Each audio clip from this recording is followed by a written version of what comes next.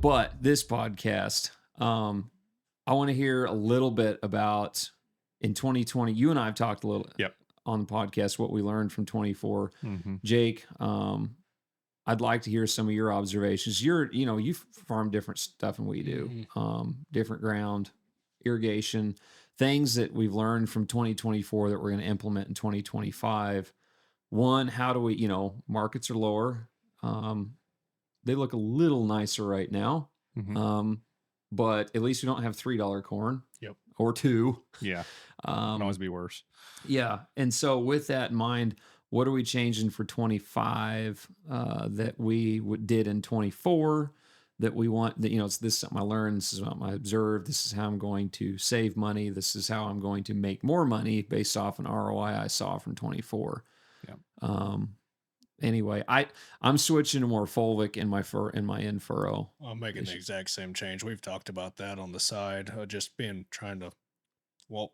Johnny's been on here. He's been a big help in that, just understanding what we're trying to achieve with said starter in furrow and where it's moving. Sure. For that and which product's probably the better fit in that situation. It seems Fulvic is the answer more times than not with today's low salt fertilizers that we're running in furrow anyways on that side. But yeah. Sure. I'm in the same boat too. I'm going to run Fulvic with all my, pre and post application spraying. It was one of those deals you lay in bed thinking this is a complete, culture shift for something that we've done for years. We've had, adjuvants, AMS, oils. We're just going to close the book on that. And we're just going to go the opposite direction. And that wasn't just I'm going to do it willy-nilly. That was a lot of... You and I talked a lot about that. Yeah, there's been a lot of experiences from both you, and I think you actually did some of that last year, Jake. So, that was a decision that I weighed. I'm not going to blame you guys if it goes wrong for me, but it was a decision that I weighed heavily on for quite a while. I laid awake a lot of nights just thinking, am I really ready to do this culture shift? So, that's where I'm leaning to.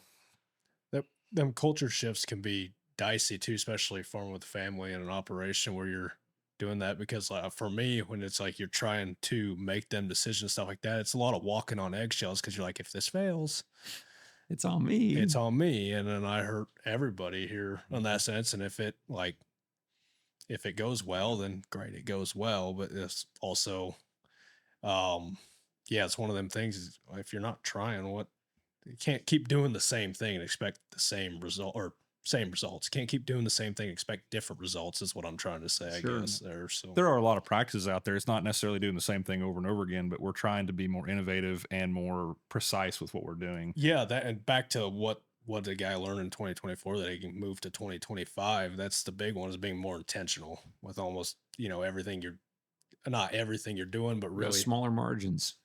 Well, yeah. Try and do more with less. I mean, that's pretty, that's pretty of a, popular term right now. Everybody's saying it, get more with less. That's every product that comes onto the market that's what they're preaching. And I guess I get a little bit worn out, like listening to media podcasts, stuff like that on the farming side of things, is because everybody wants to tell you, do this, or do more with less, do this, really but no one really wants to show you how to get there. It's real vague.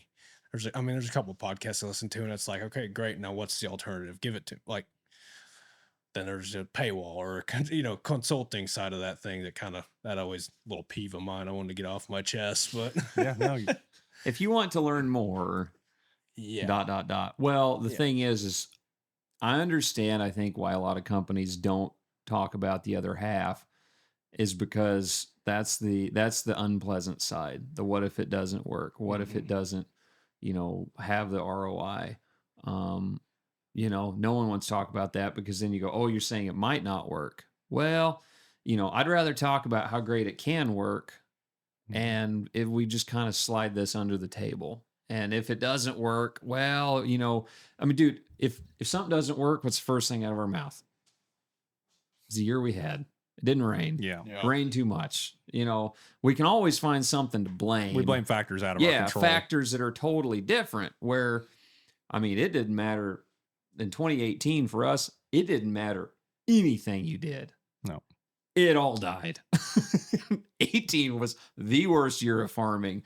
I've ever experienced. 23, same thing. Everything 23 just died. 23 sucked. I've never seen so many fields of beans just standing in this country. Drilling wheat straight into standing beans. But that's another thing, with Singular even too, there's a lot of things we've learned and educating ourselves. We've been at this for however long now, and every year we learn more about it, and we feel more and more comfortable with how we promote things or how we push certain things. And, that's the main thing I hope that guys can take is try to educate yourself and learn a little bit.